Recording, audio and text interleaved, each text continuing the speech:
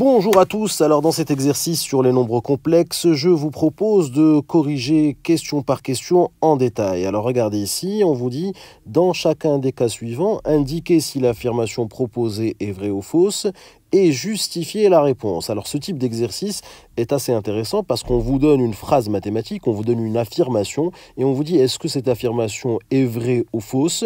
Et bien sûr, il faut justifier pour avoir le point. Donc voici la première question, on vous dit le plan complexe est muni d'un repère orthonormé au UV et on vous donne le point A d'affixe 3, le point B d'affixe moins 4i et on vous dit l'ensemble E des points M d'affixe Z tel que cette condition-là, Z-3 en module, le module de Z-3 est égal au module de Z plus 4i. Question très classique et on vous dit une affirmation, on vous donne une affirmation, E est la médiatrice du segment AB. Alors on vous dit est-ce que c'est vrai ou faux et surtout il faut justifier. Donc voilà pour cette première question qu'on va reprendre ici tranquillement. Allons-y. Alors ici, nous avons un plan complexe muni d'un repère orthonormé au UV. On a le point A d'affixe 3. Donc ce qu'on peut faire déjà, c'est commencer par faire un dessin, d'accord, pour comprendre. Donc ici, on a le point A d'affixe 3. Le voici. On va tout simplement le mettre ici. Vous savez qu'il est là. Hop, ça, c'est le point A d'affixe 3. Très bien. On a ici le point B d'affixe moins 4i. On va aussi le placer. Donc moins 4i, moins 1, moins 2, moins 3. Et puis, hop, ici, le point B d'affixe moins 4i. D'accord? Donc, on peut dire ici, si vous voulez, ZA égale à 3. Et on peut dire ZB égale à moins 4i. Très bien, gardez ça à l'esprit. Et on vous dit ici, l'ensemble E des points M, l'ensemble E des points M d'affixe Z tel que Z-3 est égal à Z plus 4i. C'est quoi cet ensemble E? Donc, on va reprendre cette condition. On va la mettre ici en rouge. La voici, cette condition. Hop, Z-3 en module est égal à au module de Z plus 4i. Et puis, on va voir quel est cet ensemble de points. Module de Z-3 est égal au module de Z plus 4i. Très bien. Donc là, qu'est-ce qu'on remarque? On remarque ici que nous avons ici ZA.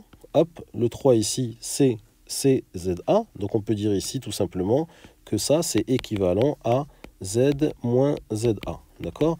Et puis ici, on peut dire que c'est Z moins 4i. D'accord? Il faut faire apparaître une différence. Pourquoi?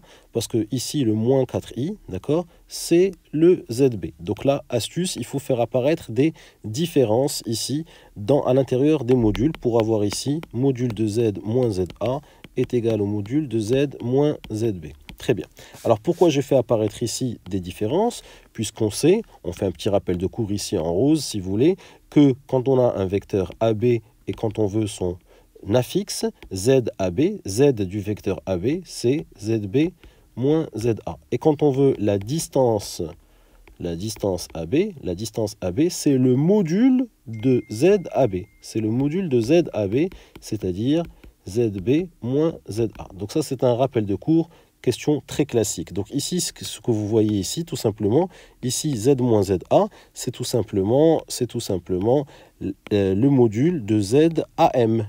ZAM, puisque je vous rappelle que Z, c'est l'affixe d'un certain point M. Donc le Z, si vous voulez, le Z, c'est comme si on avait ZM, d'accord? Parce qu'on vous dit, c'est l'ensemble des points M.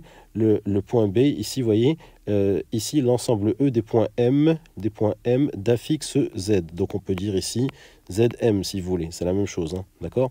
Donc ici, nous avons ZAM en module est égal à ZBM en module. Et on sait que le module d'un affixe de vecteur, c'est tout simplement la distance AM, d'accord? Donc là, ZAM, c'est la distance AM. Donc là, c'est la distance AM est égale à la distance BM. Donc où se trouvent les points M tel que AM est égal à BM? Et bien là, c'est du grand classique, vous le savez, c'est du très grand classique. Quand on a ici un point A et un point B, où se trouvent les points M qui sont équidistants de A et de B, et ben on aurait pu croire que c'est simplement le milieu. Vous allez me dire M ici, c'est le milieu de AB, c'est le seul point, mais en fait non, ce sont les points qui se trouvent sur la médiatrice, puisque tous les points qui sont sur cette médiatrice-là, tous ces points-là sont tous à égale distance du point A et du point B. C'est pour ça qu'on dit que la médiatrice, c'est l'ensemble des points équidistants des extrémités du segment. Donc ici, tous ces points-là se trouvent à égale distance ici de A et de B. Donc là, c'est un grand classique, évidemment. Donc on peut dire tout simplement que M appartient à la médiatrice à la médiatrice du segment AB. Alors on regarde, est-ce que l'affirmation est vraie ou fausse? Qu'est-ce qu'elle nous dit? On nous dit E est la médiatrice du segment AB et on vérifie si les points A et les points B sont les bons. Donc le point A pour affixe 3, c'est bien ça, et le point B a pour affixe, attention, moins 4i, donc c'est bon. Donc ici, si vous voulez représenter cet